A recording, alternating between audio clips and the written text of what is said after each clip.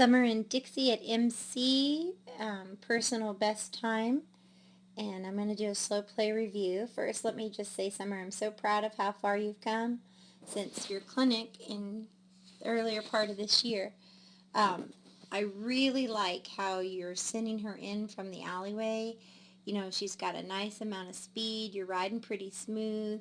Um, she's got a good amount of speed going. You go to the horn early, which is fine because she was keeping her position.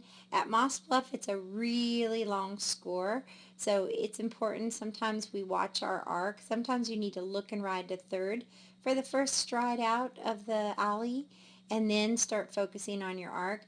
So she does start cutting it pretty close. She's striding, she's getting under herself a little bit early, so her rate is 1, 2, almost 3 strides out, but she really pivots nicely there. If you watch, she only still has 2 strides around the barrel.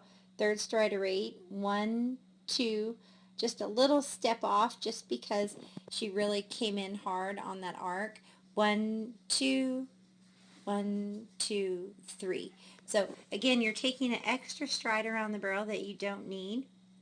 So what you want to do with that happening is you want to make sure you give your horse the best position possible. Sometimes when we rate too hard or too soon, we end up starting our turn a little early, like right there. 1, 2, and then a little step off. So by the time she gets over your double kicking, you might be better to use one leg and move her over, but 1, 2, 1, 2, and 3. So again, to cut out 1 stride around this barrel, you don't want to have this much pocket.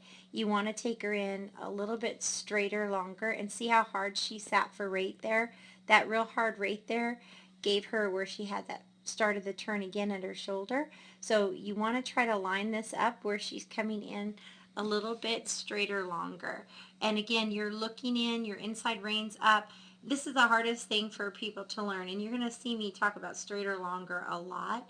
But it's really important when you go across the pin, you're riding straight across the pin. Our horses are already magnets to the barrel, so if we start looking in and getting on the inside stirrup, all that's going to happen is when they get to the barrel, boom. See how she's already starting her turn and her shoulder's not even at the barrel? So because she turns before your leg gets to the barrel, she takes that third stride around the barrel, and you only want 2 strides around the barrel. But the way that her is here, she takes 1, 2, 3. So if your leg would have got to the barrel before you turned, you would have only had 2 strides around the barrel. So keep that in mind.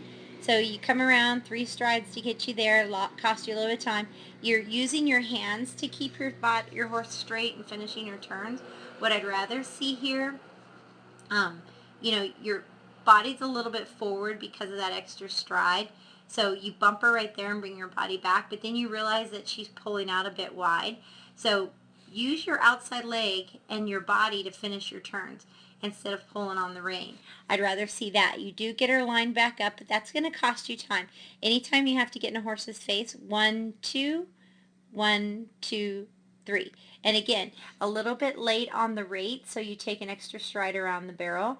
So watch your body position going into this barrel.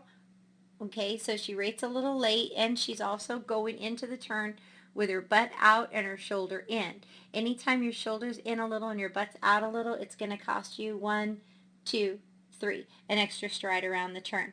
So you want to get where you're only taking 2 strides around the barrels. I would recommend doing TLC's figure eights with a snap and practice 2 strides a rate and 2 strides around the barrel.